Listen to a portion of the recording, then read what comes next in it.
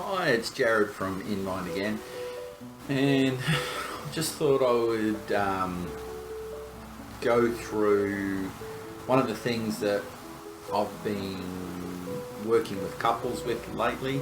I do a lot of couples therapy work, and one of the things, the common traits that I see come up inside of couples therapy is criticism.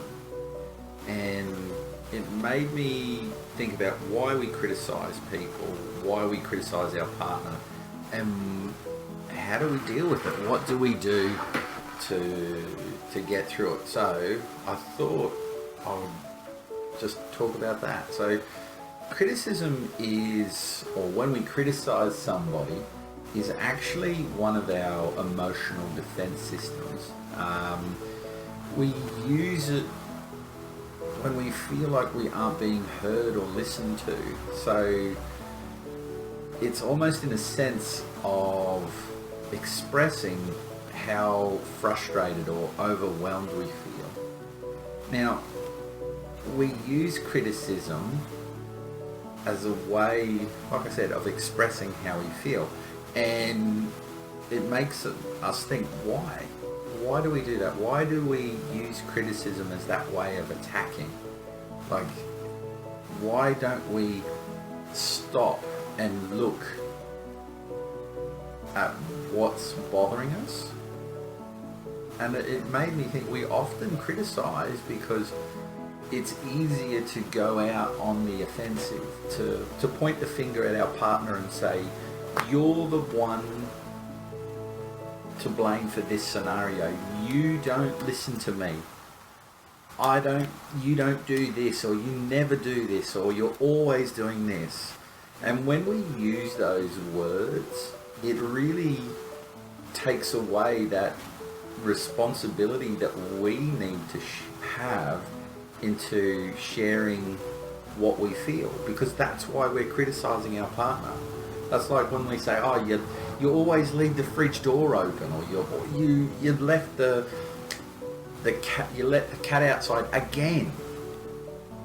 When we think about that, when we're engaging with that criticism of our partner, like I said before, we're really expressing that feeling that our emotions, our needs aren't being met. And so that leads us into a position where it's like, is it easier for me to point the finger at you, my partner, and say, you're bad, you're not meeting my needs, you're not caring, you're not loving for me? But do we stop and think, why?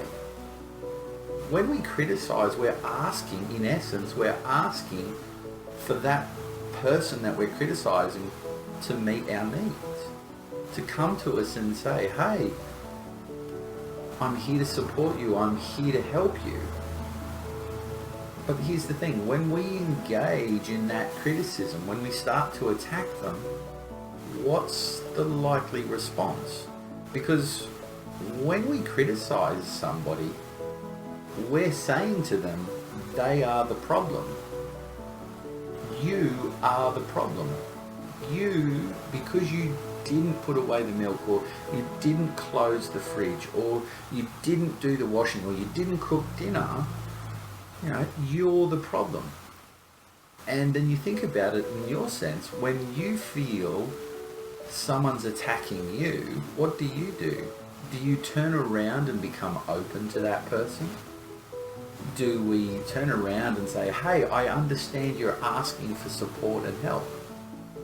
No, your first response is to become defensive, to become critical, to criticize back, to fight back, because we don't like being attacked. Nobody likes being pointed out and said that you're wrong. So now that we've thought about that, what do we do to manage that? That when we feel like, hey, the reality of is our partner left the milk out, what do we do? Instead of criticizing them, what do we do to express what we're feeling? And one system that I found that it's a really simple tool that I recommend to all the couples that we work with is that sense of expressing how we feel. And we do that through I statements. Now there's a lot of research and science behind this, but when you boil it down to its bones, like we said earlier, it's that sense of expressing what we feel. We express that sense of, I feel scared, I feel hurt, I feel unsupported. So when we put it in the scenario of you always leave the milk out, instead of coming with that critical or criticizing attack, we start with that soft startup. So we own our feelings. So we say to our partner, hi, I'm feeling really unsupported. I'm feeling really hurt. We've had that discussion about how I feel and how hurt I feel when you leave the milk out. And when you think about it like that, what's our partner's response? Have we pointed the finger at our partner?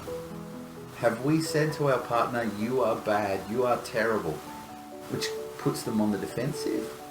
Or have we used that soft startup and said, this is how I feel?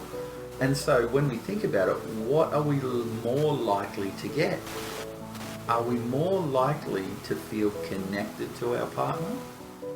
Are we more likely to get a better response back? And so it's for us to think about, hey, what can we do?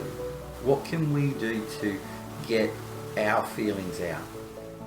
And so for me, I think a really powerful tool, like I said, is just that soft startup. Now with all things in couples therapy, the first time you try it, you're going to suck at it. But that's okay. It's okay. It's okay not to be perfect. So give that a try. Give that I statement a try when they leave the milk out. Give the I feel statement a try and see how it goes. So that's me. We'll talk soon. Bye.